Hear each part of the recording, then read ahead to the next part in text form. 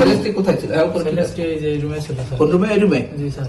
আচ্ছা, আমানুল্লাহ বা জব্বার কোথায় ছিল? এই রুমে ছিল স্যার। এই রুমে। জি স্যার। ফাইন। তারপর যখন মুস্তাফিজ বা ফয়সাল আসলো তারা কোন রুমে ছিল? স্যার তারা তখন আছে স্যার এই রুমে ছিল। তারা ওই রুমে, কারণ 10 তারিখে ইয়ে চলে গেল, সেলেস্টি ওই রুমে থাকলো, তাই তো? জি স্যার। সরি, সেলেস্টি এখান থেকে উপরে চলে গেল। জি স্যার।